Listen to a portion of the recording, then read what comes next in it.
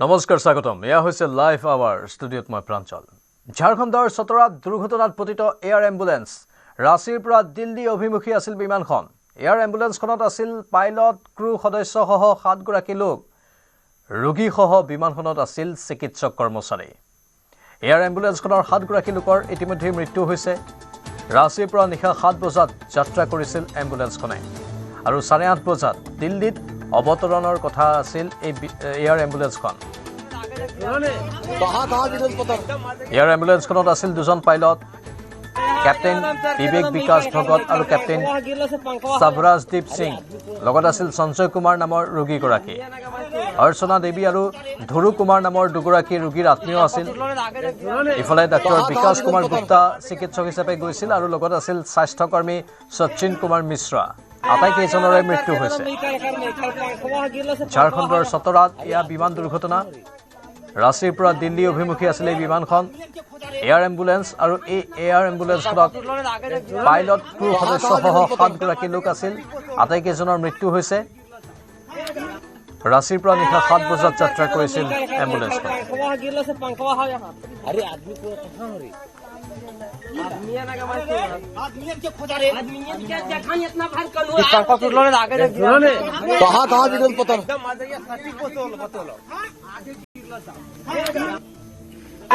Kilometre के आसपास सिमरिया है तो जब रात को यहाँ पहुंचे हम लोग तो तब यहाँ पे देखा तो यहाँ तो सब तो बचा तो कोई नहीं था, लाइफ तो कोई था नहीं उसमें, लेकिन थे सब जो डेड थे तो उनको निकाला गया, रिट्रीव किया गया बॉडीज को इसमें से। तो क्योंकि मेटालिक बॉडी होती है तो उसमें फंसे हुए थे, पूरी बॉडी जो है उसमें इंटेंगल हो गए थे अंदर की तरफ पूरा। और उनको फिर काफ़ी कठिनाई हुई उनको निकालने में। जब निकलते गए तो फिर हम उनको यहाँ से कैरी करने में 2 किलोमीटर वन साइड, हमारे पास स्ट्रेचर भी एक ही थी। रात को हम लोग अपने साथ एक स्ट्रेचर ले आए थे एसएसबी की, तो उसी के साथ हमने फिर इनको रेस्क्यू करके हम लोग जो उनको रिट्रीव करके बॉडीज़ को बाहर तक पहुँचाया है मेन रोड तक। तो ये 2 किलोमीटर का पैथ जंगल से होते हुए आप देखो कैसे उसको ले जाके हम लोग वहाँ तक उनको पहुँचाए। और फिर ये हम लोग 7 बॉडीज़ जो थी वो सारी रिट्रीव करके हमने वहाँ तक पहुँचा दी। हमारी काफ़ी मतलब मुश्किलों का सामना करना पड़ा क्योंकि बहुत डीप जंगल के अंदर है, फॉरेस्ट के अंदर है। यहाँ पे अकेला चलना बंदे को चलने के लिए भी मुश्किल है। मौसम बहुत तूफान थे, उस समय प्लेन काफ़ी नीचे गांव से गुजर रही थी। तो उस समय क्या हुआ कि ग्रामीण काफ़ी डर चुके थे कि प्लेन इसी आसपास क्रैश होगा, लेकिन अचानक यहाँ पर क्रैश हुई। उसके बाद में एक पंखा यहाँ से 1 किलोमीटर दूरी में ही टूटा है। तो ग्रामीण वहाँ से खोजते खोजते आए। उसके बाद जैसे हम लोग को सूचना मिली हम लोग आए घटनास्थल पर, और ग्रामीण ही यहाँ पर सबसे पहले पहुँचे। और उन लोग के सहयोग से यहाँ पर आज जो भी घटनास्थल में जिसका भी डेड बॉडी हुई उन लोग को सहयोग से निकाला गया और पुलिस प्रशासन को जानकारी दी गई। फिर बाद में प्रशासनिक लोग आए और उन लोग को काफ़ी सहयोग रहा। अभी भी जवान लोग तैनात हैं और ग्रामीण लोग आ रहे हैं देखने के लिए। ये जंगल कसियाडी के जंगल है और लातेहार और चतरा के सीमावर्ती क्षेत्र में हुए हैं। यहाँ पर काफ़ी अंदर रास्ता भी नहीं है और यहाँ पर ग्रामीण नहीं रहते तो प्रशासन को खोजने में बहुत मुश्किल होती है, लेकिन ग्रामीण का भी काफ़ी सहयोग रहा है इन लोग का। इतना आवाज़ तेज था कि लगता था कि गिर जाएगा हम लोग के बगले के सामने, बगले पर घरे में। लेकिन वहाँ हम लोग देखे कि दूर में जा गिरा तब कितना आदमी पुगते पुगते कह रहे गिर गलो गिर गलो गिर गलो गिर गलो, जहाज गिर गलो एरोप्लेन। यानी पुगते पुगते में जैसे आदमी देखने लगा तो वहाँ बल वहाँ हाथ के थे तो आदमी यहाँ पहुँच गया। पहुँचने के बाद में यहाँ देख रहा है कि कोई सटने हिम्मते नहीं हुआ था। फिर हम लोग घूम गए, वापस हो गए। फिर हल्ला हुआ, प्रशासन पास फोन किया गया, तब प्रशासन यहाँ लाइन के अथी किया। গোৱালপাৰাৰ পাহাৰতলিত কালী মন্দিৰৰ সমীপত নিষিদ্ধ মাংস পেলোৱা কাৰ্যত জড়িত 3জনক আটক কৰিছে আৰক্ষীয়ে। নিশা আৰক্ষীয়ে অভিযান চলাই আটক কৰে 3জনক। গোৱালপাৰাৰ ভাটিপাৰা নতুন বস্তিৰ ৰফিকুল দেৱান, জেলাল আলী আৰু বলতমাৰী চৰৰ ৰফিকুলক আটক কৰে। বৰ্তমান ধৃত লোককেইজনক সোধপোছ কৰি আছে আৰক্ষীয়ে। উল্লেখযোগ্য যে নিশা গোৱালপাৰা চহৰৰ পাহাৰতলিত কালী মন্দিৰৰ সমীপত নিষিদ্ধ মাংস উদ্ধাৰক লৈ উত্তপ্ত পৰিস্থিতিৰ সৃষ্টি হৈছিল। এখন ই ৰিক্সাৰে 3জন যুৱকে নিষিদ্ধ মাংস আনি কালী মন্দিৰৰ সমীপত পেলাই যায়। এই ঘটনা স্থানীয় ৰাইজে দেখা মাত্ৰকে 3 যুৱকক ধৰিবলৈ চেষ্টা কৰে যদিও 2জন নদীত জঁপিয়াই পলায়ন কৰাৰ লগতে আন এজনে ই ৰিক্সালৈ পলায়ন কৰে। এই ঘটনাৰ পিছতে দোষীক কৰায়ত্ব কৰি শাস্তি বিহিবলৈ আৰক্ষীক দাবী জনাইছিল স্থানীয় ৰাইজে। ইয়াৰ পিছতে আৰক্ষীয়ে তৎপৰতাৰে নিশা অভিযান চলাই 3 যুৱকক কৰায়ত্ব কৰিবলৈ সক্ষম হয়। তাৰপিছত ছাগলী বুজি উঠা তাৰপিছত উঠাইখানে ইয়াতে আনি তাৰপিছত নুখুলে কি কৰি আছা তুমি মই আৰু ৰিটাৰ্ণ হৈ খানে ই ৰিক্সাত মই আৰু দাদা এটাৰ লগত লৈ গৈ ই ৰিক্সাটাক লৈ আহিলোঁ লৈ আহি কৈ তাতে মই ছাগলী ভুচি পেলাইছোঁ তাৰপিছত ছাগলী বুজি উঠা তাৰপিছত উঠাইখানে ইয়াতে আনি তাৰপিছত নুখুলে কি কৰি আছা তুমি ঘৃণনীয় এটা কাণ্ড আজি গোৱালপাৰাক অশান্ত কৰাৰ যি প্লেনিং সেই প্লেনিঙক আমি আজি যি সনাতনী সমাজে আমি ধিক্কাৰ জনাইছোঁ আজি আমি অলপ আগতে প্ৰশাসনৰ লগত কথা পাতিলোঁ প্ৰশাসনে আমাক আশ্বাস দিছে যে তেওঁলোকে আজি ৰাতিৰ ভিতৰত যিসকলে এনেকুৱা কাণ্ড কৰিছে তেওঁলোকক মানে কৰায়ত্ব কৰিব আৰু তেওঁলোকক বিহিত শাস্তি প্ৰদান কৰিব তো সেইকাৰণে আমি প্ৰশাসনৰ ওপৰত বিশ্বাস জনাই কাৰণ সনাতন ব্যৱস্থা বা সনাতন সমাজৰ এটা ধাৰণা বা এটা বিশ্বাস আছে যে যি প্ৰশাসনে সমাজ ব্যৱস্থা কণ্ট্ৰল কৰে তো আমি সমাজ ব্যৱস্থাৰ ওপৰত বা আমাৰ যি আৰক্ষী আছে আৰক্ষীৰ ওপৰত আমি বিশ্বাস জনাইছোঁ আৰু আমি অনুৰোধ জনাইছোঁ যে অতি সোনকালে ইয়াৰ ওপৰত বিহিত ব্যৱস্থা ল'ব লাগে লগতে আজি গোৱালপাৰা বুলি নহয় গোৱালপাৰা টাউন বুলি নহয় গোৱালপাৰা লক্ষীপুৰ হওক বিভিন্ন জাগাত হওক আজি যিহেতু জেহাদী মৌলবাদীৰ চিন্তাধাৰা ব্যক্তিসকল আছে তেওঁলোকে আমাৰ এই গোৱালপাৰাটোক অশান্ত কৰাৰ কাৰণে তেওঁলোকে পুৰা প্ৰচেষ্টা কৰি আছে তো এই মৌলবাদী চিন্তাধাৰা ব্যক্তিসকলৰ ওপৰত বিহিত ব্যৱস্থা ল'ব লাগে তলত ৰিক্সাখন আহিলে ৰিক্সাখন আহি পেলাই তাতে 3জন মানুহ আছিলে ব্যক্তি আছিলে তো সিহঁতে এখন বেগ মানে ৰিক্সাৰ পৰা সন্মুখত কালী মন্দিৰ আছিলে তো বেগখন সিহঁতে ৰাস্তাত পেলাব খুজিলে তাৰপিছত ওচৰতে মহিলাজনে তেখেতে সুধিলে যে কি পেলাইছে পিছত একো নকোৱাকৈ সিহঁতে গুচি যোৱাৰ পিছত আমাৰ ওচৰতে সৰু দুটা ভাইটি আছিলে তো সিহঁতে কি ক'লে স্কুটি লৈ গৈ ৰিক্সাত যি 3জন ব্যক্তি আছিলে সিহঁতক ধৰি লৈ আহিলে আনাৰ পিছত সিহঁতে প্ৰথম অৱস্থাত একো ক'লে যে ছাগলীটো কি আছে আমি পেলাব আহিছিলোঁ আমি সুধিলোঁ যে আপোনালোকে এই মানুহ এৰিয়া মন্দিৰৰ আগত কিয় পেলাব আহিছে সিহঁতে একো উত্তৰ নিদিলে দিয়াৰ পিছত ঠিক আছে আমি লৈ গৈ আছোঁ আৰু তাৰে মাজতে আমাৰ ওচৰৰ লগৰে এজনে ক'লে খুলি দেখা কি আছে সিহঁতে প্ৰথমতে দেখাব খোজা নাথাকিলে পিছত অলপ জোৰ কৰাতে খুলি দেখাতে পিছত তাতে তাৰমানে আপোনাৰ ছাল আছিলে আৰু ভৰি আছিলে এনেকৈ পিছত যেতিয়া কোনোবাই অলপ সন্দেহ হোৱাত গালি দিয়াৰ পিছত ব্যক্তি দুজনে কৰিলে কি দুজনে তাৰে ভিতৰত সিহঁতে নদীৰ ফালে জাপ মাৰি দিলে আমাৰ সতীৰ্থ ৰিংকু দাস বৰ্তমান ফুল লাইনত আছে ৰিংকু আৰক্ষীয়ে 3জনক কৰায়ত্ব কৰিছে সোধপোছ অব্যাহত ৰাখিছে আৰু অধিক কি তথ্য আছে আপোনাৰ লগত হয় প্ৰাঞ্জল ক'ব লাগিব যোৱা নিশা গোৱালপাৰা চহৰৰ পাহাৰতলীত যি ঘটনা সংঘটিত হৈছে নিষিদ্ধ গো মাংস লৈ পেলাই এক উত্তপ্তময় পৰিৱেশৰ সৃষ্টি হৈছে আৰু জানিব পৰা মতে 3জন যুৱকে ই ৰিক্সাৰে এই পাহাৰতলীলৈ আহিছিল আৰু ই ৰিক্সাৰ পৰা যি গো মাংসখিনি এই মন্দিৰৰ সমীপত ৰখোৱাত ৰাইজে যেতিয়া সুধিবলৈ গৈছিল কি এইবিলাক তেতিয়া তাৰে 3জন যি যুৱক আহিছিল তাৰে 2জন যুৱক যে ওচৰতে থকা ব্ৰহ্মপুত্ৰ নদীত সাঁতুৰি পেলাই তেওঁলোকে পলায়ন কৰে আৰু আনজন যি ই ৰিক্সাখনেৰে তেওঁলোকে পলায়ন কৰাত সেই ঠাইত এক উত্তপ্তময় পৰিৱেশৰ বিৰাজ কৰে তাৰ পাছত দেখিবলৈ পোৱা গৈছে সেই অঞ্চলৰ লোকসকলে গোৱালপাৰা চহৰৰ যি নগৰ আৰক্ষী আছে এই নগৰ আৰক্ষীত আহি পেলাই বিভিন্ন দল সংগঠনৰ লগত প্ৰতিবাদ সাব্যস্ত তেওঁলোকৰ এটাই দাবী কোনে এই গো মাংসখিনি পেলাইছে কি কাৰণত গো মাংস পেলাইছে অতি শীঘ্ৰে তেওঁলোকক গ্ৰেপ্তাৰ কৰিব লাগে আৰু আৰক্ষীয়েও কিন্তু ক'ব লাগিব নিশাৰ ভিতৰতে অভিযান চলাই পেলাই 3জন যি যুৱক এই গো মাংস পেলোৱাৰ লগত জড়িত 3জন যুৱকক ইতিমধ্যে আটক কৰিবলৈ সক্ষম হৈছে আৰু নামকেইটা আমি ক'ব বিচাৰিছিলোঁ গোৱালপাৰা চহৰৰ ভাটিপাৰাৰ নতুন বস্তিৰ ৰফিকুল দেৱান আৰু আনজন চহৰখনৰ ভাটিপাৰাৰ জেলাল আলী আৰু আন এজন ক'ব লাগিব বলতমাৰী চৰৰ যি ৰফিকুল বুলি ইতিমধ্যে আৰক্ষীয়ে জানিব দিছে সেই 3জনক ইতিমধ্যে আটক কৰি পেলাই সোধপোছ অব্যাহত ৰাখিছে কি কাৰণত তেওঁলোকে এনেকুৱা ধৰণৰ যি কালী মন্দিৰৰ সমীপত গো মাংস ৰাখিছিল বা কোনে তেওঁলোকক এই গো মাংসখিনি পেলাবলৈ নিৰ্দেশ দিছিল তাক লৈ পেলাই দেখিবলৈ পোৱা গৈছে তদন্ত অব্যাহত ৰাখিছে কিন্তু এতিয়ালৈ কিন্তু তদন্ত অব্যাহত আছে কিন্তু পৰিস্থিতি শান্ত হৈছে নে নাই হয় প্ৰাঞ্জল ক'ব লাগিব নিশাৰ ভাগত কিন্তু এক উত্তপ্তময় পৰিৱেশ বিৰাজ কৰিছে বিভিন্ন দল সংগঠনৰ লোক আহি পেলাই এক হুলস্থুলীয়া পৰিৱেশৰ সৃষ্টি কৰিছিল কোনে এনেকুৱা ধৰণৰ কাম সংঘটিত কৰিব পাৰে অতি শীঘ্ৰে কিন্তু দোষী কৰায়ত্ব কৰিব লাগিব তাৰ পাছত দেখিবলৈ পোৱা গৈছিল আৰক্ষীৰ তৎপৰতাৰে নিশাৰ ভাগতে কিন্তু 3জন লোক ইতিমধ্যে আটক কৰিবলৈ সক্ষম হৈছে কিন্তু এতিয়া পৰিস্থিতি নিয়ন্ত্ৰণ বুলি জানিব পৰা গৈছে হয় প্ৰাঞ্জল ধন্যবাদ ৰিংকু দুষ্কৃতিকাৰী কামক বুজাই দিয়ক দুষ্কৃতিকাৰী কামক বুজাই দিয়ক জয় শ্ৰীৰাম কাহিলীপাৰা ভগদত্তপুৰত ব্লিংকিট ষ্ট'ৰৰ সন্মুখত নিশা ৰাইডাৰৰ প্ৰতিবাদ এজন ৰাইডাৰৰ একাউণ্ট ব্লক কৰাক লৈ সৃষ্টি হয় উত্তেজনা ব্লিংকিট ষ্ট'ৰত বহিৰাগত মেনেজাৰৰ ময়মতালিৰ অভিযোগ প্ৰতিবাদী ৰাইডাৰসকলৰ ব্লক কৰি ৰখা একাউণ্ট শীঘ্ৰে খুলি দিবলৈ দাবী প্ৰতিবাদকাৰীৰ অসমৰ মাটিত বহিৰাগতই দপদপনি চলাই ৰাইডাৰসকলক হাৰাশাস্তি কৰাৰ অভিযোগ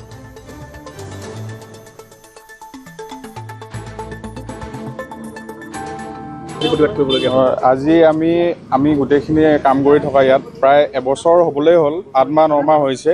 ষ্টাৰ্টিঙৰ পৰা আমি আছোঁ। আমাক যিখিনি ইনচেণ্টিভৰ পেয়ত বা অৰ্ডাৰ আৰ্নিং যিখিনি দি আছিলে সেইখিনি শেষৰ পৰ্যায়লৈকে ঠিকে দি আছিলে। যোনদিনাখনিৰ পৰা আমি কম পাইছোঁ সেইদিনাখনি আমি ইয়াত চবেই মিলি ছাৰহঁতক বুজাইছিলোঁ, ষ্ট্ৰাইক কৰিছিলোঁ। সেই তেতিয়াৰ পৰা মানে আমাৰ কেইজনমানৰ ওপৰত মানে ৰাইডাৰখিনিৰ ওপৰত মানে আপোনাৰ ID ব্লক কৰি দিয়াৰ ধমকি, পুলিচৰ ধমকি, তেনেকুৱা ধৰণৰ আমাৰ ওপৰত সিহঁতে মানে আপোনাৰ মেণ্টেলি প্ৰেছাৰ দি আছে। আৰু তাতে আজি মোৰ আইডিটো হোল্ড কৰি দিছে, মই আপোনালোকক দেখাইছোঁ, চাই লওক। পৰহি আমি শুক্ৰবাৰ দিনা প্ৰটেষ্ট কৰিছিলোঁ। আজি একো ৰিজন নোহোৱাকৈ মই সকলোৰে হৈ মান মতাৰ কাৰণে মোৰ আইডিটো হোল্ড কৰি দিছে বিনা কাৰণত। আমি আমাৰ প্ৰাপ্যখিনি যিখিনি পাবলগীয়া আমি সেইখিনি লৈ প্ৰটেষ্ট কৰিছিলোঁ। এনেকুৱা নহয় যে কাৰোবাক আমি দাবী ধমকি দিছোঁ, ভালদৰে কথা পাতিছিলোঁ। তাৰপিছতে আমাৰ যিখিনি ৰাইডাৰ আছে সকলোখিনি ৰাইডাৰে ইয়াত 16 ঘণ্টা 18 ঘণ্টালৈকে কাম কৰে, তথাপিও কেতিয়াবা ভাল ইনকাম নহয়, তথাপিও আমি একো নকওঁ। কিন্তু যোনদিনাখনিৰ পৰা আমাৰ ইনচেণ্টিভ কাটি দিছে, অৰ্ডাৰ আৰ্নিং কাটি দিছে, কমাই দিছে, সেইদিনাখনি আমি কথাটো ক'ব যোৱাৰ কাৰণে আমাৰ ওপৰত মানে সিহঁতৰ খুব প্ৰকাশ কৰিছে। আগতে আমাৰ 1000 টকাৰ মাৰিলে 400 টকা ইনচেণ্টিভ আছিলে। সিদিনাখনি আমাক 1300 টকা অৰ্ডাৰ আৰ্নিঙত 380 টকা নে কিমান দিছে। আমি কি ইয়াত মানে এনেকুৱা হৈছে মেচিনৰ দৰে কাম কৰিব লগা হৈছে। মানে বাইকৰ অৱস্থা বেয়া হৈ গৈছে, দেহাৰ অৱস্থা বেয়া হৈ গৈছে। আমাৰ কোনো মানে কথাই নুশুনে। যদি কিবা এটা আমি ক'বলৈ যাওঁ তেতিয়া আমাক অকল ID ব্লক কৰি দিম, পুলিচ মতাই আনি তোমালোকক ইয়াৰ পৰা খেদাই দিম, এইবিলাক ধমকি আমাক দি থাকে। যদি অৰ্ডাৰ মাৰিব আছে মাৰ, যদি মাৰিব নাই যা। আমি ইয়াত যে ষ্টাৰ্টিঙৰ পৰা যে কাম কৰিলোঁ, ইমান কষ্ট কৰিলোঁ ব্লিংকিটত একদম ষ্টাৰ্টিঙৰ পৰা, কিন্তু আমাৰ কি একো মূল্য নাই নেকি ইহঁতৰ কাৰণে?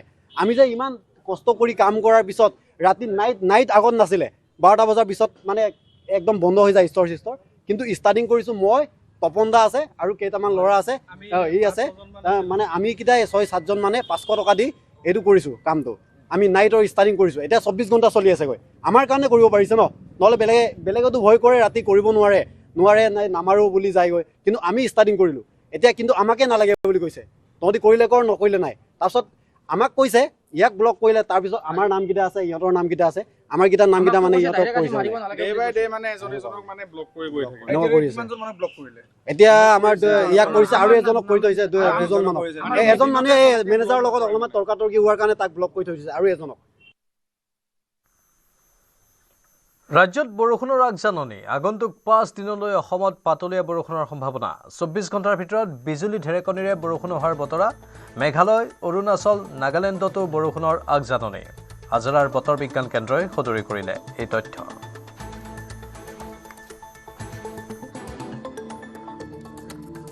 अपर एयर साइक्लोनिक सर्कुलेशन एक देखा जा रहा है जो कि सेंट्रल असम और इसके नेबरहुड में है और ये एक्सटेंड कर रहा है up to 1.5 kilometres above mean sea level.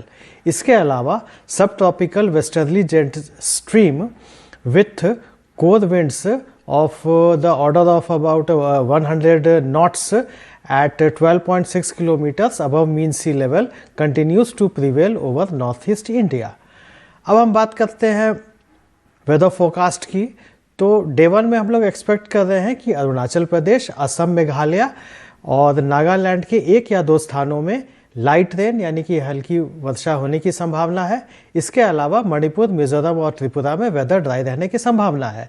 और ओवर द रीजन यानी कि अरुणाचल प्रदेश, असम, मेघालय, नागालैंड, मणिपुर, मिजोरम और त्रिपुरा में जो मैक्सिमम और मिनिमम टेम्परेचर है उसमें कोई लार्ज चेंज नज़र नहीं आ रहा है। डे 2 की बात करें तो डे 2 में एक्सपेक्ट किया जा रहा है कि अरुणाचल प्रदेश, असम और मेघालय के 1 या 2 स्थानों में लाइट रेन होने की संभावना है, जबकि नागालैंड, मणिपुर, मिजोरम और त्रिपुरा में वेदर ड्राई रहने की संभावना है। अपर एयर জোনাৰ অসম অৰুণাচল সীমান্তৰ ঐৰামঘাটস্থিত সামাজিক বনানীকৰণত ভয়ংকৰ অগ্নিকাণ্ড। অঞ্চলটোত নিশা কেইবা ঘণ্টা ধৰি জ্বলি আছে জুই। জুয়ে আগুৰি ধৰিছিল প্ৰায় 48 বিঘা বনভূমি। ঘটনাস্থলীত উপস্থিত হৈ অগ্নি নিৰ্বাপক বাহিনীয়ে বহু চেষ্টাৰ অন্তত জুই নিৰ্বাপন কৰিবলৈ সক্ষম হয়। জুইত জ্বলি চাৰখাৰ বহু মূল্যৱান গছ-গছনি। বনাঞ্চলখনত কোনো দুষ্কৃতিকাৰীয়ে অগ্নি সংযোগ কৰাৰ সন্দেহ প্ৰকাশ কৰিছে স্থানীয় ৰাইজে।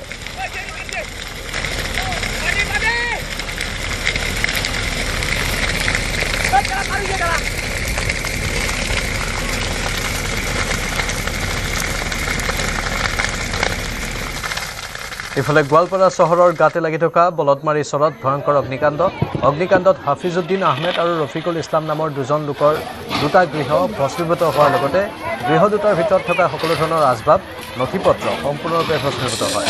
অগ্নিকাণ্ডৰ সূত্ৰপাতৰ সময়ত খেতিপথাৰত ব্যস্ত আছিল পৰিয়াল দুটা। গেছ চিলিণ্ডাৰ বিস্ফোৰণ ঘটি ভয়ংকৰ ৰূপ ধাৰণ কৰে জুয়ে। শ্বৰ্ট চাৰ্কিটৰ ফলতে অগ্নিকাণ্ডৰ সন্দেহ কৰা হৈছিল। অগ্নি নিৰ্বাপক বাহিনীয়ে সম্পূৰ্ণৰূপে নিৰ্বাপন কৰে জুই।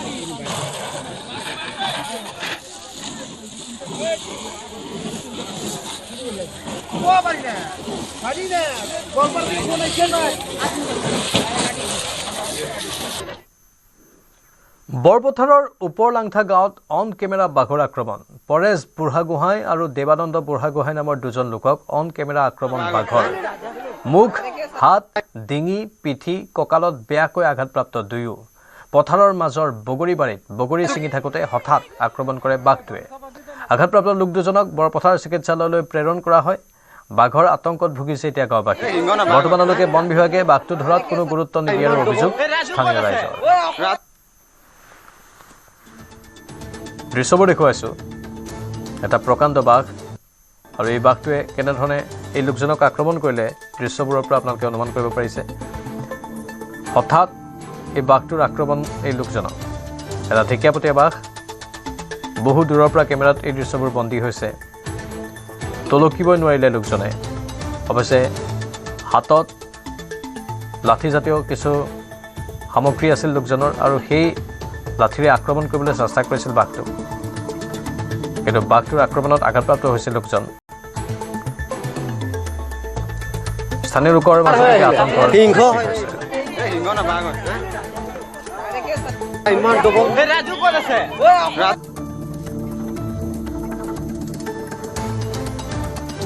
হৈছে। ক'ত মাৰিলে লৰ্ড? হয় ডকত মাৰিলে আকৌ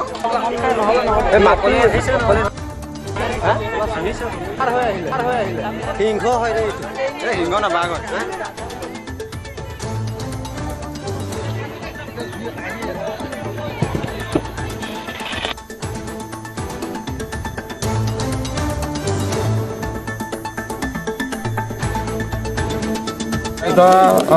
এজন মাটি পাৰ হৈ আহি পেলাই মাৰি থৈ গ'ল। ক'ত মাৰিলে? এই মুখতে মাৰিলে। আপুনি ক'ত ক'ত দুখ পাইছে? মোৰ হেৰি মুখত পাইছোঁ বেছি। কেইটা বাঘ আছিলে? এটাই আছে বাৰু, মোৰ সমান বৰাবৰ একে সমান বৰা ডাঙৰ।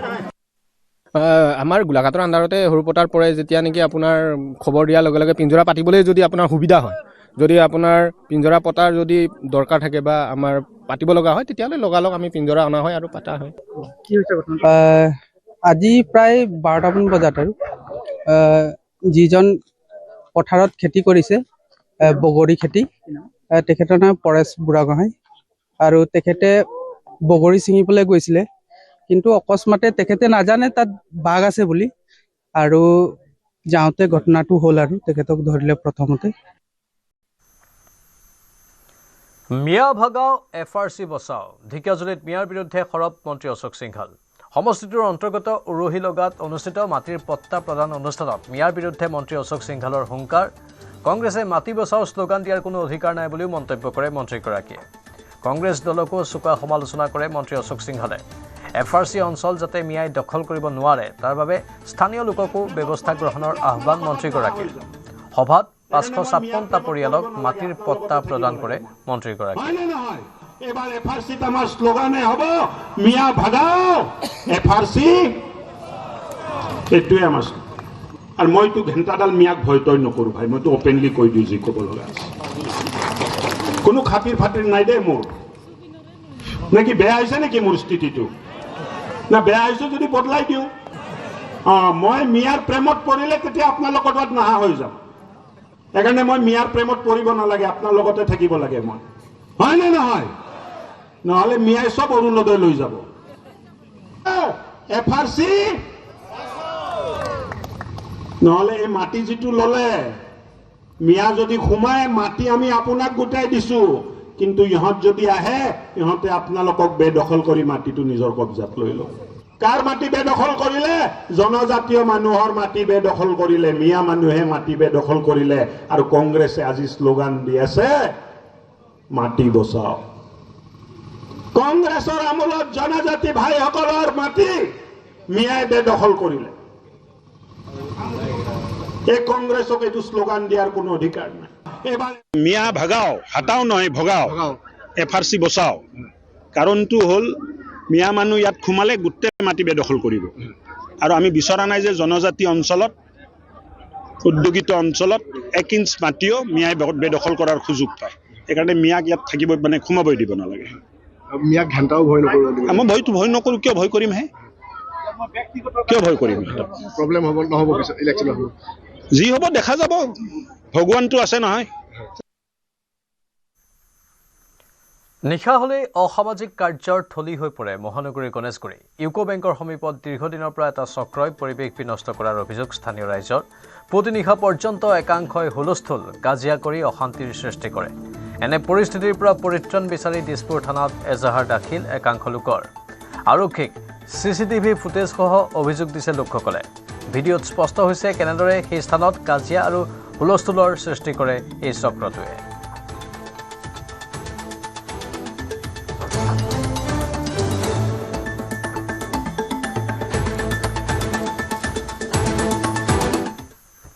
দুলিয়াজান চহৰৰ মাজমজিয়াৰ এখন চৰকাৰী বিদ্যালয়ৰ কদৰ্যময় পৰিৱেশ। বিদ্যালয়খনৰ চৌহদত 12 মাহে থাকে পানীৰ তলত। এক অস্বাস্থ্যকৰ পৰিৱেশত দৈনিক শিক্ষা গ্ৰহণ কৰি আহিছে বিদ্যালয়খনৰ 50গৰাকীকৈ ছাত্ৰ ছাত্ৰীয়ে। দুলিয়াজান চহৰৰ মাজমজিয়াৰ শান্তিপাৰা অঞ্চলত 1972 চনত স্থাপিত হোৱা হিন্দী মাধ্যমৰ আদৰ্শ শিশু LP স্কুলৰ এই অৱস্থা। বিদ্যালয়খন স্থাপন হোৱা কেইটামান বছৰৰ পিছৰে পৰা এইদৰে 12 মাহে থাকে পানীৰ তলত, যাৰ ফলত প্ৰতি বছৰে হ্ৰাস পাইছে ছাত্ৰ ছাত্ৰীৰ সংখ্যা। ভয় শংকাৰ মাজত কণ কণ ছাত্ৰ ছাত্ৰীসকলে দৈনিক গ্ৰহণ কৰিছে জীৱনৰ আদিপাঠ। हम लोग बच्चा लोग को जब छोड़ने आता है तो यहाँ पे पूरा पानी पानी रहता है। जब बारिश का दिन होता है तो पूरा ही पानी रहता है। गोदी में लेना पड़ता है बच्चा लोग को, फिर छोड़ के जाना पड़ता है। और यहाँ पे सांप वूप क्या क्या निकलते रहता है। क्लासरूम में भी चला जाता है सांप। तो बच्चा लोग बोलता है मम्मी आज को सांप निकला, आज को वो निकला। तो थोड़ा आप लोग से विनती है कि इसको सही कराया जाए। ক্লাছত মানে এতিয়া আমি সোমোৱাৰ আগতে প্ৰথমতে চেক কৰি লওঁ, ভালকৈ সোমাই মেলি চুকে কাৰণে চাই লওঁ, তাৰপিছতহে ল'ৰা ছোৱালী সোমাব দিওঁ। সেয়াই আৰু জনোৱা হৈছে, তেওঁলোকে একশ্যন ল'ম বুলি কৈছে, কিন্তু বৰ্তমান একোতো কৰা নাই বাৰু। ইয়াতে প্ৰথমতে এটা নলা আছিলে, নলাটোৱেদি পানীখিনি ওলাই যাব পাৰিছিলে, কিন্তু কিবা কাৰণত নলাটো মানে বন্ধ হৈ গ'ল আৰু বেছি সেইকাৰণে অস্বাস্থ্যকৰ হৈ গৈছে পৰিৱেশটো। আৰু এইটো কামটো মানে খুব কম বাজেটৰ কাম নহয়, এইটো বহুত ডাঙৰ এটা বাজেটৰ কাম হয়। সেইকাৰণে মই অনুৰোধ জনাইছোঁ যাতে এই কামখিনি ধুনীয়াকৈ হৈ পৰিৱেশটো সুস্থ কৰি তোলক আৰু ল'ৰা ছোৱালীবিলাক যিধৰণে ইয়াত পাঠদান চলি আছে তেনেকৈ চলি যাওক। কাৰ্টেলৰ নেতা নেমেচিঅ' আছে গোয়েৰা চাৰ্ভান্টেছ ওৰফে এল মেনছক মেক্সিকোত হত্যা। এল মেনছক হত্যাৰ পাছতে অৰাজক পৰিৱেশৰ সৃষ্টি মেক্সিকোত। এল মেনছৰ সমৰ্থকসকলে চহৰখন জ্বলাইছে। বিভিন্ন প্ৰান্তত এনেধৰণৰ দৃশ্য দেখা গৈছে। দেশখনৰ ৰাজপথ, চিকিৎসালয়, বিমানবন্দৰ আৰু অন্যান্য ৰাজহুৱা স্থানত কৰিছে অগ্নিসংযোগ। ৰাজপথতেই দপ দপকৈ জ্বলিছে বাহন। এই দৃশ্যবোৰ শিহৰণকাৰী আৰু ভয়ংকৰ। কাৰ্টেলৰ নেতা নেমেচিঅ' অচয়গুৱেৰা চাৰ্ভান্টেছ ওৰফে এল মেনছক মেক্সিকোত হত্যা কৰাৰ পাছতেই এনে পৰিৱেশ। এল মেনছক হত্যাৰ পাছতেই অৰাজক পৰিৱেশৰ সৃষ্টি কৰিছে মেক্সিকোত তেওঁৰ সমৰ্থকে। এল মেনছৰ সমৰ্থকসকলে চহৰখনৰ বিভিন্ন প্ৰান্তত অগ্নিসংযোগ কৰিছে। ৰৈ থকা বাহনত অগ্নিসংযোগ কৰিছে, বাইকত অগ্নিসংযোগ কৰিছে, দোকান পোহাৰ, ব্যৱসায়িক কেন্দ্ৰত অগ্নিসংযোগ কৰিছে। ৰাজপথ, চিকিৎসালয়, বিমানবন্দৰ আৰু অন্যান্য ৰাজহুৱা স্থানত অগ্নিসংযোগ কৰিছে। দপ দপকৈ জ্বলিছে বাহনবোৰ। এই দৃশ্যবোৰে এক ভয়ংকৰ ছবি উদঙাই তুলিছে। এল মেনছৰ সমৰ্থকে জ্বলাই দিলে পুৱেৰ্টো ভালাৰ্টাত কষ্টকো। সামাজিক মাধ্যমত এলন মাস্কে শ্বেয়াৰ কৰিলে এই দৃশ্য। দপ দপকৈ জ্বলিছে পুৱেৰ্টো ভালাৰ্টাত কষ্টকো। ক'লা ধোঁৱাই চানি ধৰিছে মেক্সিকোৰ আকাশ বতাহ।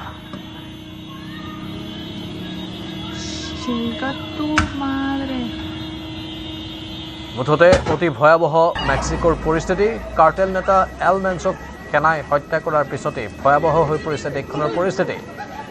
CJNG কাৰ্টেলৰ সমৰ্থকসকলে দেশখনত চলাইছে প্ৰতিশোধমূলক আক্ৰমণ। প্ৰাণৰ শংকাত দেশখন এৰি পলায়ন কৰিছে সাধাৰণ নাগৰিকে। কাৰ্টেলৰ সমৰ্থকে দেশখনৰ বিভিন্ন প্ৰান্তত অগ্নিসংযোগ কৰিছে আৰু ভয়ংকৰ অৱস্থা চাওক বিমানবন্দৰত মানুহৰ ভিৰ সকলোৱে নিজৰ প্ৰাণ ৰক্ষা কৰিবলৈ পলায়ন কৰিছে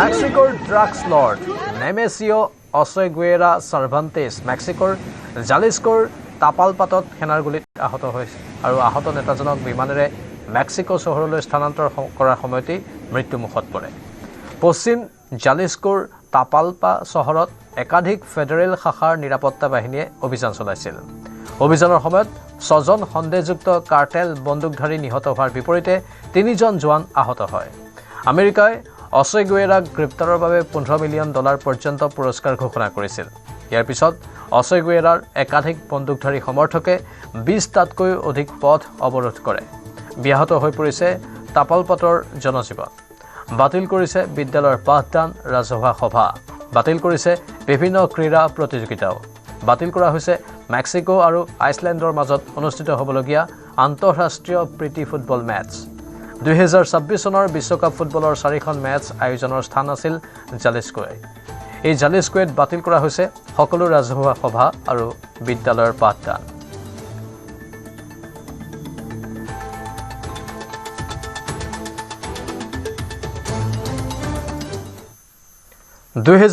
নিৰ্বাচনৰ পূৰ্বে কলিয়াবৰ অগপত খহনীয়া স্থানীয় বিধায়ক কেশৱ মহন্তৰ বিৰুদ্ধে বিষোদগাৰ প্ৰকাশ কৰি অগপ ত্যাগ কৰি বিজেপিত যোগদান বহু সংখ্যক অগপ কৰ্মীৰ বিগত 15টা বছৰে কলিয়াবৰ সমষ্টিত উন্নয়ন স্থবিৰ হোৱাৰ অভিযোগত অগপ ত্যাগ কৰে একাংশই বিধায়কগৰাকীয়ে তেওঁৰ ব্যক্তিগত হোটেলৰ পথ আৰু নিজা বাসগৃহৰ বাটপথৰ উন্নয়নৰ বাবে সমষ্টিটোৰ সামগ্ৰিক উন্নয়ন নকৰাৰ অভিযোগ অগপৰ তৃণমূল কৰ্মীৰ প্ৰতি কেশৱ মহন্তই অৱহেলা কৰাৰ অভিযোগ এবাৰ কলিয়াবৰ সমষ্টিত পদুম ফুলিব বুলি মন্তব্য পুৰণি আৰু বিজেপি কৰ্মকৰ্তাৰ সমষ্টিটো বিজেপিৰ দখললৈ নিয়াৰ বাবে প্ৰাৰ্থী হিচাপে প্ৰক্ষেপ কৰিব বিচাৰিছে জিতেনজিৎ গৌৰক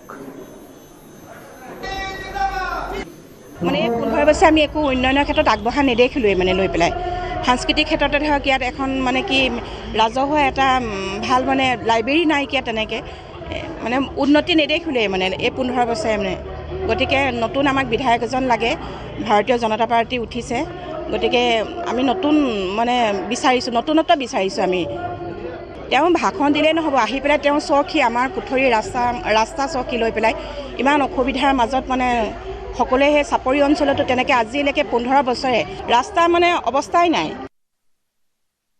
যিসমূহ আপোনাৰ অনুদান আহিছে বিজেপি গভৰ্ণমেণ্টৰ ফালৰ পৰা যে চেণ্ট্ৰেলৰ পৰাই হওক বা ষ্টেটৰ পৰাই হওক এই অনুদানসমূহ আমি দেখিছোঁ বিভিন্ন জেগাত সমবিতৰণে হৈছে ক'ৰবাত যদি আপোনাৰ কংগ্ৰেছৰ এজন প্ৰতিনিধি আছে সেই ৰাইজৰ কাৰণেও সেইসমূহেই আহিছে যিখিনি আমাৰ কলিয়াবৰবাসীয়ে ইয়াত লাভ কৰিছে কিন্তু আমি বিচাৰিছিলোঁ কি কলিয়াবৰত এটা সৰ্বাংগীন উন্নয়ন হ'ব লাগে আজি মই ক'বলৈ যাওঁ যদি চতিয়াৰ বিধায়কৰ কথা ক'ব যাওঁ তেওঁ এজন মাত্ৰ বিধায়ক তেওঁ নিজাববীয়াকৈ কি কৰিছে তাত কন্যাকাৰ নিচিনা এটা অনুষ্ঠান কৰি পেলাই আপোনাৰ সেই অঞ্চলটোৰ কিমান নিবনুৱা মানুহৰ ল'ৰা ছোৱালীৰ আপোনাৰ এই নিবনুৱা সমস্যাটো সমাধান কৰিছে কিন্তু কলিয়াবৰত সেই কামবোৰ হোৱা নাই ইয়াত আপোনাৰ ৰাস্তা ঘাটৰ উন্নয়ন হোৱা নাই উন্নয়ন হৈছে ক'ত হৈছে ক'ৰবাত যদি নিজৰ মানে MLAৰ যদি বাসগৃহলৈ যোৱা ৰাস্তাটো আছে সেইটো পকা হৈছে নিজৰ ভেটিটোক আপুনি উন্নয়ন কৰাৰ বাহিৰে তেওঁৰ নিজৰ ব্যক্তিগত উন্নয়ন কৰাৰ বাহিৰে আমি সামূহিক উন্নয়ন ক'তো আমি দেখা নাই সেই পৰিপ্ৰেক্ষিতত সকলো মানুহে আপোনাক এই অসম গণ পৰিষদত থকা যিসকল কৰ্মী আছিলে সেই কৰ্মীসকলে মানে ক্ষুণ্ণ হৈছে আৰু তেখেতসকলে আহি দলে বলে বিজেপিত আহি যোগদান কৰিছে ঠিক সেই সূত্ৰে কলিয়াবৰ কুঠৰিটো আজি এই অনুষ্ঠানত বহু সংখ্যক অসম গণ পৰিষদৰ পৰা কৰ্মকৰ্তা আহি পেলাই বিজেপিত যোগদান কৰিছে কুখ্যাত গাড়ী চোৰ ৰূপজ্যোতি দাসৰ বহু চাঞ্চল্যকৰ তথ্য পোহৰলৈ আহিছে দিছপুৰ আৰক্ষীৰ তদন্তত পোহৰলৈ আহিল কুখ্যাত গাড়ী চোৰ ৰূপজ্যোতি দাসৰ প্ৰবঞ্চনাৰ ন তথ্য অৰুণাচল আৰু ৰাজ্যৰ ভিন্ন প্ৰান্তৰ পৰা দিছপুৰ আৰক্ষীয়ে জব্দ কৰিছে ৰূপজ্যোতিয়ে চুৰ কৰা 11খন বিলাসী বাহন মাহিলী ভাড়া দিয়াৰ নামত গাড়ীৰ গৰাকীৰ পৰা গাড়ী আনি গোপনে বহিৰাজ্যত বিক্ৰী কৰে ৰূপজ্যোতিয়ে 3 বছৰত প্ৰায় 150খন গাড়ী প্ৰবঞ্চনাৰে বিক্ৰী কৰিছিল 15 জানুৱাৰীত হাতীগাঁও আৰক্ষীয়ে ভেটাপাৰাৰ পৰা গ্ৰেপ্তাৰ কৰিছিল প্ৰবঞ্চক তথা কুখ্যাত গাড়ী চোৰ ৰূপজ্যোতি দাসক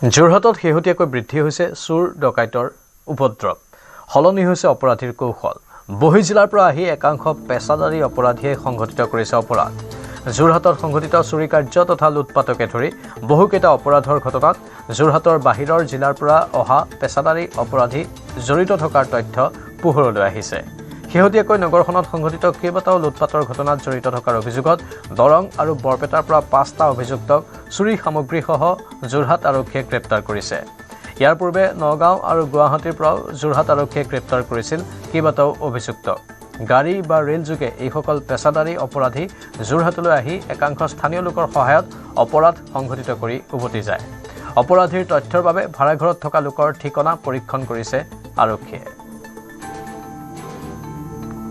আপোনালোকে বহুখিনি সফলতা অৰ্জন কৰিছে শেহতীয়াকৈ যিটো 8টা ফ্লেটত যি চুৰিকাণ্ড সংঘটিত হৈছিলে আমি দেখা পাইছোঁ যোৰহাটৰ স্থানীয় বা যোৰহাট জিলাখনৰ অপৰাধী নহয় পেছাদাৰী অপৰাধী দল তাকো দৰঙৰ বৰপেটাৰ যে যোৰহাট জিলা বাহিৰৰ পৰা আহি এটা নতুন মডুছ অপাৰেণ্ডি আমি দেখিবলৈ পাইছোঁ কি পাইছে আপোনালোকে একো নাই মানে ধৰি লওক বাগলাৰী ৰিপৰ্ট হৈ আছিলে ৰিচেণ্টলি কেছ এটা ক্ৰেক হ'ল তো আপুনি কোৱা মতে আমি দৰঙৰ পৰা কেছটো যোনকেইজন একিউজ পাৰ্চনছ ইনভেষ্টিগেশ্যনৰ সময়ত আমি বেলেগ বেলেগ ডিষ্ট্ৰিক্টৰ লগত আমি বস্তুবিলাক শ্বেয়াৰ কৰিছিলোঁ ভিডিঅ' ফুটেজেছ তেনেকৈ বস্তুটো ক্লিক হৈ গ'ল OC তেজপুৰ থানাত তেওঁক দিয়া হৈছিলে বস্তুখিনি তেওঁৰ আইডেণ্টিফাই কৰিবলৈ সক্ষম হৈছে তেওঁ আমাক জনায় তেনেকৈ আমি পিক আপ কৰোঁ আৰু ইণ্টাৰোগেট কৰা হয় তেওঁলোকক তেনেকৈ তেওঁলোকে কয় যে তেওঁলোকে কৰিছে বাকী বেলেগ ইভিডেঞ্চেছো গোটোৱা হৈছে এতিয়ালৈকে আৰু ধৰি লওক আৰু 2-এটা তেনেকুৱা চুৰ হৈছে আমি এতিয়া লাগি আছোঁ চাওঁ কি কৰিব পাৰি হয় কিন্তু এইটো আটাইতকৈ এটা উদ্বেগজনক কথা যে যোৰহাটৰ যিসমূহ দাগী অপৰাধী আমি দেখা পাইছোঁ যে বিগত 2 মাহত নৱেম্বৰ ডিচেম্বৰ জানুৱাৰী 3টা মাহত যোৰহাট আৰক্ষীয়ে বহু সংখ্যক এনেধৰণৰ কেছ ক্ৰেক কৰিছে আৰু সেইসকল অভিযুক্তক ইতিমধ্যে গ্ৰেপ্তাৰ কৰি জেললৈ প্ৰেৰণ কৰা হৈছে কিন্তু এই ঘটনাসমূহৰ ধাৰাবাহিকতাটো অব্যাহত আছে আৰু তাত যিহেতু বাহিৰৰ জিলাৰ পৰা এনেধৰণৰ বহু পেছাদাৰী অপৰাধী আহি ইয়াত যি ধৰণে চুৰিকাণ্ড সংঘটিত কৰিছে আৰু তেওঁলোক গাড়ী লৈ আহি চুৰিকাণ্ড সংঘটিত কৰি পুনৰ উভতি যায় দুখনকৈ ইতিমধ্যে ট্ৰেইনৰ কথা আলোচনা হৈছে য'ত আপোনালোকে নিৰ্দিষ্ট সূত্ৰৰ ভিত্তিত 2টাকৈ পিষ্টল ৰিকভাৰ কৰিছে ড্ৰাগছ ৰিকভাৰ কৰিছে যিসমূহ কিন্তু যোৰহাটক লক্ষ্য কৰি লৈছে বাহিৰৰ পৰা অহা অপৰাধী এতিয়া সেইটো আটাইতকৈ উদ্বেগজনক কথা হৈ পৰিছে হয় আজিকালি এইবিলাক অৰ্গেনাইজ ক্ৰাইম ইণ্টাৰ ডিষ্ট্ৰিক্ট কলেবৰেশ্যন আমাৰ অলৰেডি মেকানিজম আছে তেনেকৈ আমি বেলেগ আমাৰ যিখিনি কাউণ্টাৰ পাৰ্ট ওচৰে পাজৰ ডিষ্ট্ৰিক্ট আমি ফৰ্মেল প্লাছ ইনফৰ্মেল ৰিলেশ্যন এটা মেইনটেইন কৰোঁ তেওঁলোকৰ লগত এনি টাইম টাচত থাকোঁ কিবা ক্ৰাইম হ'লে চিমিলাৰ মডাছ অপাৰেণ্ডি যদি দেখা যায় আমি তেওঁলোকৰ লগত কথা পাতোঁ গতিকে তেনেকৈ বিশেষকৈ ক্ৰাইমবিলাক ছল্ভ কৰা হৈ আছে হয় ধন্যবাদ জনাইছোঁ আৰু যিহেতু যোৰহাট আৰক্ষী আমি দেখুৱাইছোঁ যে বিগত 3 মাহত বহুখিনি অপৰাধী অভিযুক্তক ইতিমধ্যে গ্ৰেপ্তাৰ কৰিছে আৰু বৰ্তমান তেওঁলোকে যি নেটৱৰ্ক সম্প্ৰসাৰণ কৰিছে আৰু শেহতীয়াকৈ অপৰাধী চক্ৰৰ যিটো নতুন মডুছ অপাৰেণ্ডি যে তেওঁলোকে বেলেগ জিলাৰ পৰা আহি যোৰহাটেই নহয় অন্যান্য জিলাসমূহ লক্ষ্য কৰি লৈছে অপৰাধ সংঘটিত কৰিছে লুটপাট সংঘটিত কৰিছে গতিকে এই যিটো নতুন কৌশল অৱলম্বন কৰিছে এইটো প্ৰত্যাহ্বান দিবৰ বাবে ইতিমধ্যে যোৰহাট আৰক্ষী সাজু হৈছে শীতকালত দেশ বিদেশৰ পৰিভ্ৰমী চৰাইৰ প্ৰিয় ঠাই কাজিৰঙা ৰাষ্ট্ৰীয় উদ্যান অক্টোবৰ মাহৰ পৰা ফেব্ৰুৱাৰী মাহলৈকে কাজিৰঙালৈ আহে মংগোলিয়া চাইবেৰিয়া চীন ৰাছিয়া আদি দেশৰ বহু চৰাই শেহতীয়াকৈ কাজিৰঙা ৰাষ্ট্ৰীয় উদ্যান কৰ্তৃপক্ষই চলোৱা এক গণনাত 103 বিধ বিদেশী চৰাইৰ উপস্থিতি পোৱা হৈছে সাম্প্ৰতিক গ্ৰীষ্ম আগমনৰ পৰিৱেশত বিদেশী চৰাইৰ অধিকাংশই ঘূৰি গৈছে কাজিৰঙা ৰাষ্ট্ৰীয় উদ্যানৰ পৰা এই তথ্য সদৰি কৰিছে কাজিৰঙাৰ সঞ্চালক ডক্টৰ সোণালী ঘোষে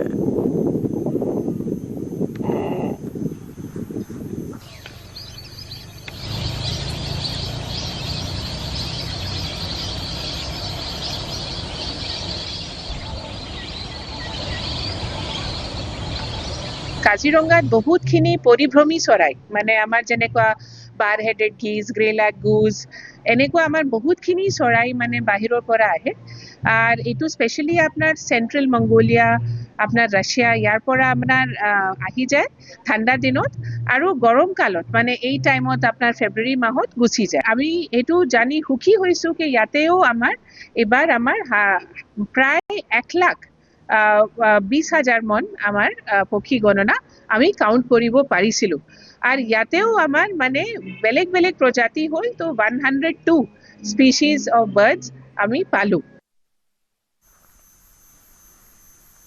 সংগীহীনতাৰ বেজাৰত ব্যাকুল এটি বান্দৰ। প্ৰায় 6 মাহৰ আগতে মাকৰ পৰা বিচ্ছিন্ন হোৱা এটি বান্দৰ পোৱালিৰ সংগী হৈছিল এটি ছাগলী। দুদিন পূৰ্বে কুকুৰৰ আক্ৰমণত মৃত্যু হয় ছাগলীটোৰ। এতিয়া নিসংগ হৈ খাদ্য খাবলৈও এৰিছে বান্দৰটোৱে।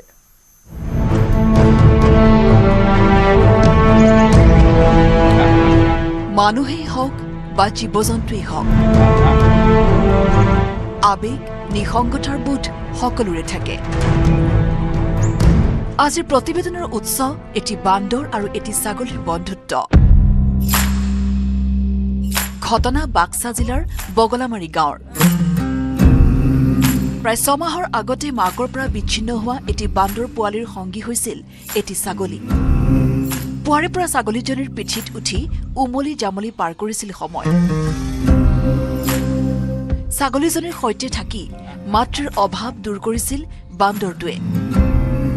গাঁওখনৰ যেন আকৰ্ষণৰ কেন্দ্ৰবিন্দু হৈ পৰিছিল বান্দৰ আৰু ছাগলীৰ জুতি। গাঁৱৰ লগতে আন বহুজনেই এই দৃশ্য চাবলৈ আহিছিল বগলামাৰী গাঁৱলৈ। পিছে দুদিন পূৰ্বে কুকুৰৰ আক্ৰমণৰ বলি হৈ মৃত্যু হয় ছাগলীজনীৰ। তাৰ পাছতেই ছাগলীজনীৰ মৃত শৰীৰটোকো এৰি দিব খোজা নাছিল বান্দৰটোৱে। কিছুদিন আগতে ইয়াতে আহিলে, অহাৰ পিছত ইয়াতে গাঁৱত চৰি ফুৰি থাকিল। যে মানুহক মানুহে হিংসা কৰে, কিন্তু জন্তুই আৰু এই ছাগলীটোই যেতিয়া মানুহৰ লগত সম্প্ৰীতি ভাৱ দেখা গেল, তেতিয়াতো খুব আনন্দিত হলো।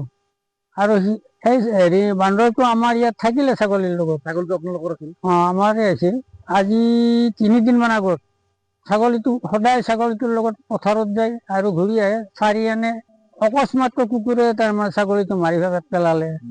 মাৰি পেলাৰ পিছততো এই বান্দৰটো তাতে কান্দি বহি থাকিল ছাগলীটোৰ মৃতদেহৰ কাষত। আনকি ছাগলীজনী পোতা ঠাইখিনিলৈ গৈ বাৰে বাৰে চাই আছিল বান্দৰটোৱে। এতিয়া নিসংগ হৈ খাদ্য খাবলৈ এৰিছে বান্দৰটোৱে। ঘৰত আনি যি ছাগলীটোতো আৰু কি কৰিম, পুতপালৈ গেলো ছাগলীটো। পুতপা নেতেতো সেই বান্দৰটো যাই ছাগলীটোৰ পোতা জেগাত পুতপা নেদে। যদি আমি আৰু জোৰ কৰি পুতি থৈ আহিলো, আজি 2 দিন তাতে বহিয়ে থাকিল ছাগলীটো পোতা জেগাখিনিত। তাৰ পিছততো ছাগলীটোৱে আজি 3 দিন ধৰি আকৌ আহাৰ খোৱা নাই। বান্দৰটোৱে আকৌ আহাৰে খোৱা নাই। তাৰপিছত আমি কল চল এনেকে যাচো মৰমত, এতিয়া বান্দৰটো মানে অশান্তি সৃষ্টি হৈ আহি আছে। এই মৰ্মান্তিক ঘটনাই শোকবিহ্বল কৰিছে গাঁওবাসী। আনফালে জীৱ-জন্তুৰ মাজৰ নিভাঁজ মৰম সম্পৰ্কৰ বান্ধোনৰ এক নিদৰ্শন দেখুৱালে বান্দৰ ছাগলীৰ এই যুটিয়ে।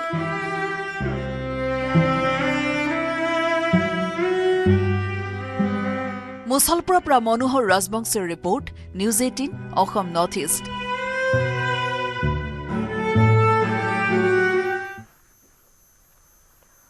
26ৰ নিৰ্বাচনৰ বাবে আগ্ৰাসী ৰূপত সাজু বিজেপি। বিজেপিৰ কাৰ্যালয়ত আশীৰ্বাদ যাত্ৰাৰ বাবে সাজু কৰিছে 12খনকৈ বিলাসী বাহন। গেৰুৱা ৰঙৰ বিলাসী বাহনত উঠি সমষ্টিয়ে সমষ্টিয়ে আশীৰ্বাদ ল'ব প্ৰতিজন নেতাই। বিলাসী বাহনেৰে নিৰ্বাচনত চমক দেখুৱাব বিজেপিয়ে। অসমৰ ৰাজপথত চলিব বিজেপিৰ গেৰুৱা ৰঙৰ বিলাসী বাহন। এইবাৰ অত্যাধুনিক গাড়ীৰে ৰাজ্যিক বিজেপিয়ে চমক দিব নিৰ্বাচনত। বিজেপিৰ কাৰ্যালয়ত এতিয়া ভিৰ কৰিছে গেৰুৱা ৰঙেৰে সজাই তোলা দামী দামী বিলাসী গাড়ীৰে। 26ৰ নিৰ্বাচনলৈ আগ্ৰাসী ৰূপত সাজু ৰাজ্যিক বিজেপি। বিজেপিৰ কাৰ্যালয়ত চলিছে যুদ্ধকালীন প্ৰস্তুতি। বিজেপিৰ কাৰ্যালয়ত সাজু কৰি তোলা হৈছে 12খনকৈ বিলাসী বাহন। প্ৰতিখন বাহনক সজাই তোলা হৈছে গেৰুৱা ৰঙেৰে। ইখনৰ পাছত সিখন ইছুজু বাহন, এয়া বিলাসী বাহন এনেদৰেই ৰাজ্যিক বিজেপিৰ কাৰ্যালয়ত শাৰী পাতি আছে। এইসমূহ বাহন এনেদৰে সাজু কৰি থোৱা আছে। কিছুদিন পাছতেই এই বাহনসমূহ সমষ্টিয়ে সমষ্টিয়ে প্ৰেৰণ কৰা হ'ব আৰু তাৰ পাছতেই ৰাজ্যিক বিজেপিৰ নেতৃত্বই তেওঁলোকে এই বাহনসমূহত উঠি নিৰ্বাচনী প্ৰচাৰ চলাব। এই বাহন কেইখনৰে 28 ফেব্ৰুৱাৰীৰ পৰা জন আশীৰ্বাদ যাত্ৰাৰ জৰিয়তে বিজেপি ঘূৰিব অসমৰ প্ৰতিটো সমষ্টিত। মুখ্যমন্ত্ৰীৰ পৰা তৃণমূলৰ নেতালৈ প্ৰতিগৰাকী নেতাই এই বাহনত উঠি আশীৰ্বাদ ল'ব 126টা সমষ্টিৰ জনতাৰ। অসমৰ প্ৰায় অঞ্চলক সামৰি ল'ব, কিন্তু কিছু অঞ্চলত হয়তো আমি যাত্ৰা সময় উলিয়াব নোৱাৰিলে সেই অঞ্চলত জন আশীৰ্বাদ যাত্ৰাৰ মাজত এখন সভা ডেইলি হ'ব, ডাঙৰ সভা এখন, মুখ্যমন্ত্ৰী ডাঙৰীয়াৰ সম্বোধন আৰু যিকোনো এজন কেন্দ্ৰীয় নেতাৰ সম্বোধন হ'ব সেই সভাত। যিখিনি অঞ্চলত যাত্ৰা যাব হয়তো সম্ভৱপৰ নহ'ব, সেইবিলাক অঞ্চল, কিছুমান অঞ্চলত আমি জন আশীৰ্বাদ সভাৰ আমি আয়োজন কৰিম। 28 ফেব্ৰুৱাৰীত ঢেকীয়াজুলিৰ পৰা আৰম্ভ হ'ব জন আশীৰ্বাদ যাত্ৰা।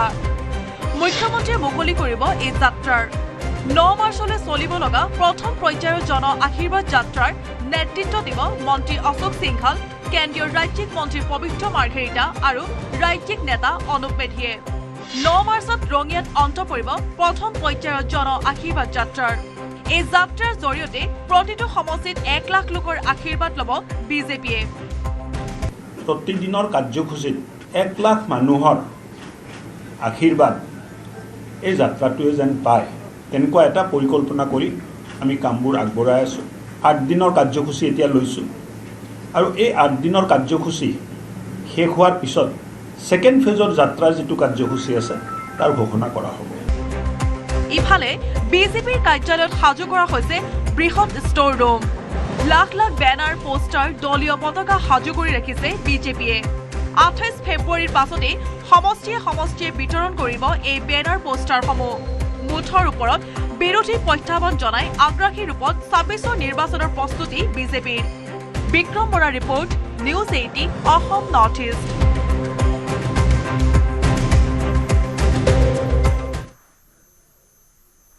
অহা 6 মাহৰ ভিতৰতে অসমলৈ আহিব এটা ভাল খবৰ।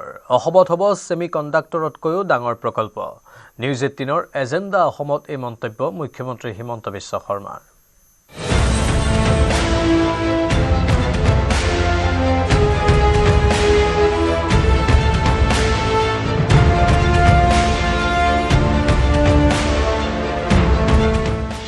অসমত 6 মাহৰ ভিতৰতে ছেমি কণ্ডাক্টৰতকৈও ডাঙৰ প্ৰকল্প হ'ব।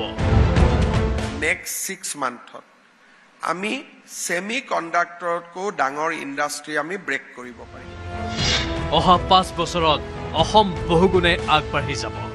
আমি যিবিলাক কাম কৰি গৈছোঁ, অহা 5 বছৰত অসম বহুত আগবাঢ়ি যাব। যোৱা 5 বছৰত নিৰ্মাণ কৰা ব্ৰেণ্ড ইমেজে অসমক কৰি তুলিছে বিশ্বৰ বাবেই এখন সম্ভাৱনাপূৰ্ণ ৰাজ্য। নেক্সট 5 ইয়াৰ্ছত মই ভাবোঁ যে by 2031 Assam will be considered as a big state. News 18ৰ এজেণ্ডা অসমত ৰাজ্যৰ বাবে আন এটা ভাল খবৰ। মুখ্যমন্ত্ৰী হিমন্ত বিশ্ব শৰ্মাই এজেণ্ডা অসমত প্ৰকাশ কৰিলে এই আশাৰ বতৰা। অহা 6 মাহৰ ভিতৰতে ৰাজ্যই লাভ কৰিব ছেমি কণ্ডাক্টৰতকৈও ডাঙৰ প্ৰকল্প। ইয়াৰ বাবে প্ৰায় 90% কথা বতৰা সম্পূৰ্ণ হৈছে। নেক্সট 4 to 6 মান্থত আমি ইয়াতে ডাঙৰ ব্ৰেক এটা পাম। এই ছেমি কণ্ডাক্টৰ টাইপ ব্ৰেক, যিটো আমি ভাবিব নোৱাৰোঁ অসমীয়াই। আমাৰ গ্ৰাউণ্ড ৱৰ্ক চলি আছে। Probably we'll see a much bigger industry than semiconductor. ইয়াতকৈ ডাঙৰ আমি ডাঙৰ ব্ৰেক এটা পাম। মানুহবিলাকে তেওঁলোক পাব্লিচিটি কৰি নাহে, জাপান বা আমেৰিকাৰ মানুহবিলাক। তেওঁলোকে আমাৰ অসমত 6-7 বাৰ লাষ্ট কেইবা মাহত আহি গৈছে, গৈ আছে আৰু লাহে লাহে we are moving towards closure.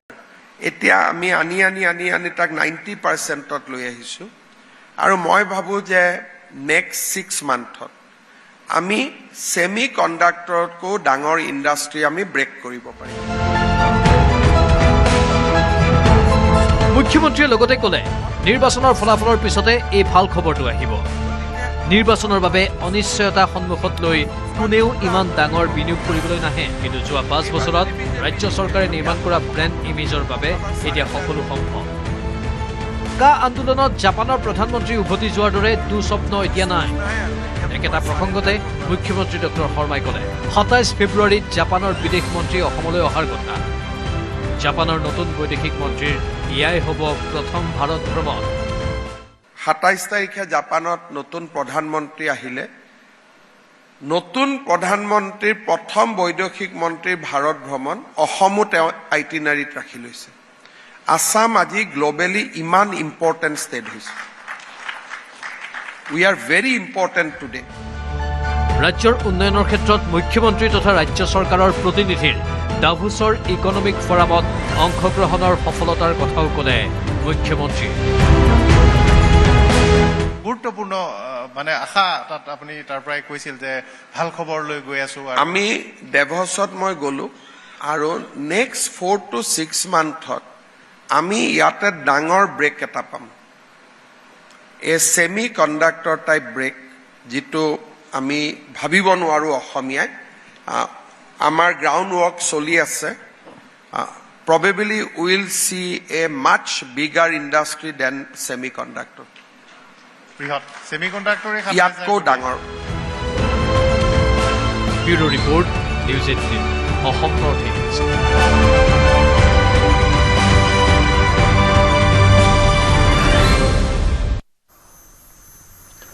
পুনৰ ভাৰতক ৰক্তাক্ত কৰাৰ পৰিকল্পনা পাকিস্তানৰ সন্ত্ৰাসবাদী সংগঠন লস্কৰ ই তৈবাৰ। বিষয়টোক লৈ সতৰ্ক হৈ আছে অসম আৰক্ষীও। অসম আৰক্ষীৰ STFে নামনি অসমৰ কেইবাখনো জিলাত সেন চকু ৰাখিছে।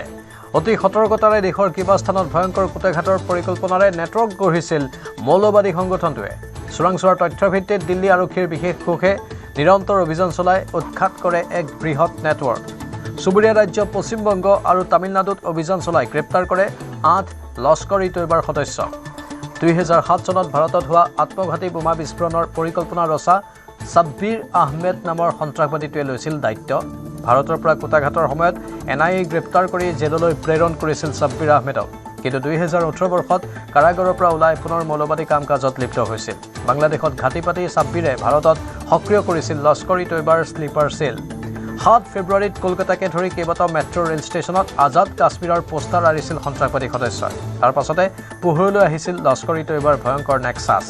গ্ৰেপ্তাৰ কৰা 8 সন্ত্ৰাসবাদী সদস্যৰ 7টাই বাংলাদেশৰ বুলি উল্লেখ কৰিছে তদন্তকাৰী সংস্থাই। আৰক্ষীৰ অভিযানৰ পাছতে আৰু বহু সদস্যই আত্মগোপন কৰা বুলি উল্লেখ তদন্তকাৰী সংস্থাৰ। আনহাতে অসমতো ইয়াৰ লিংক থকাৰ কথা সন্দেহ কৰিছে দেশৰ চোৰাংচোৱাই।